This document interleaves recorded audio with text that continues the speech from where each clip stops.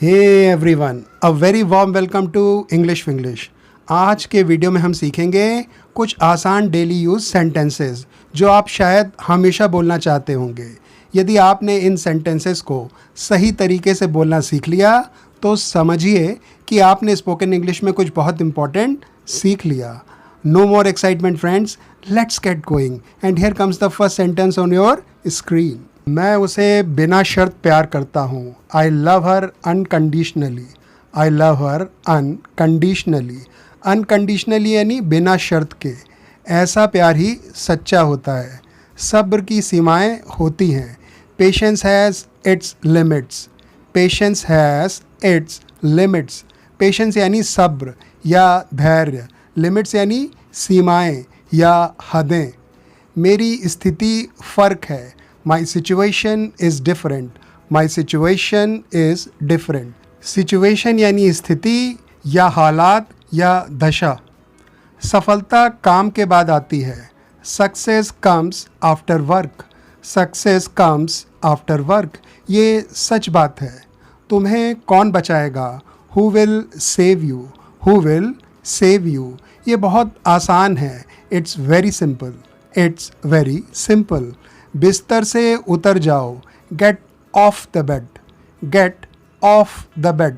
Gate off यानी उतरना। ये बहुत महंगा है। This is very costly. This is very costly. मैं चुप नहीं रह सकता हूँ। आई कांट कीप मम। आई कांट कीप मम। कीप मम यानी चुप रहना। आपका फैसला अभी आना है। Your decision is awaited. Your decision is awaited. Awaited का अर्थ यहाँ हुआ कि फैसले का इंतज़ार है। आपसे मिलकर अच्छा लगा। Nice to meet you. Nice to meet you. ये कितने का है? How much is this for? How much is this for यानी इसकी कीमत या प्राइस क्या है। मुस्कुराहट के साथ कहो। से विद अ स्माइल। से विद अ स्माइल। भगवान में विश्वास रखो। Have faith in God. Have faith in God. तुम मुझे संदेश भेज सकते हो। You can text me. You can text me.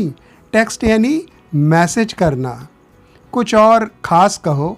से समथिंग मोर इम्पॉर्टेंट। से something more important.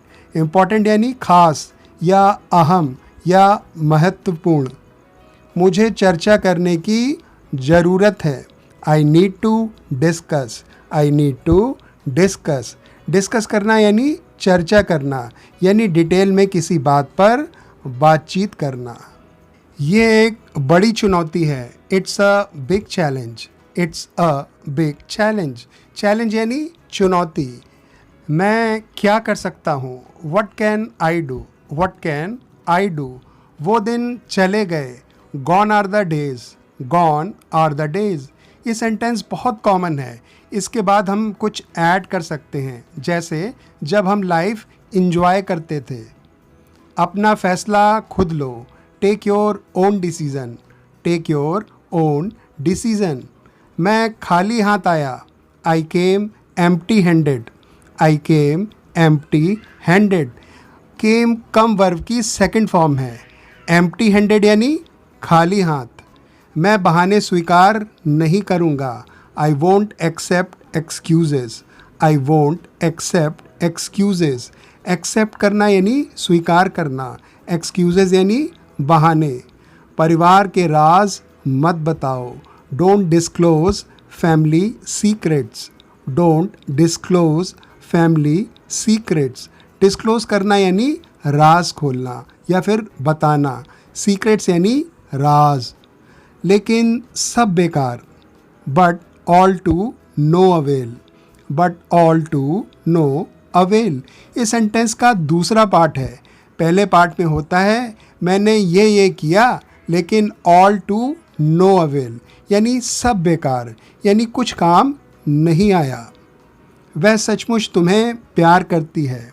She really loves you. She really loves you. तुमने इसे सही कहा। You said it rightly. You said it rightly यानी मौके पर चौका मारने जैसा या फिर जैसा इसे सचमुच कहा जाना चाहिए था। ये मेरी गलती नहीं है।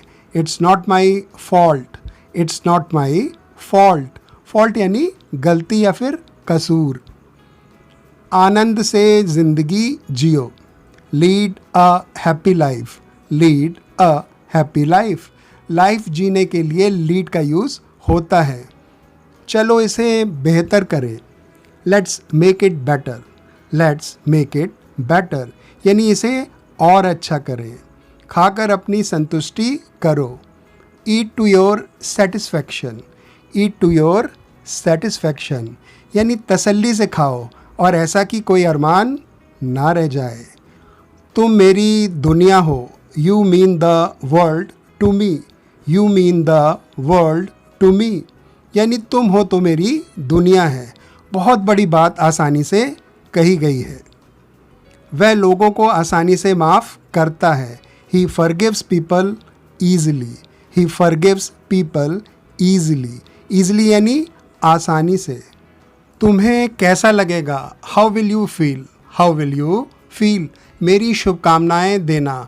Convey my best wishes. Convey my best wishes किसी के द्वारा अपनी विशेज़ पहुंचाने के लिए कन्वे का यूज़ किया जाता है। मेरी सेहत अब बेहतर है। My health is better now. My health is better now मैं पूरे दिल से काम करता हूँ। I work with all my heart.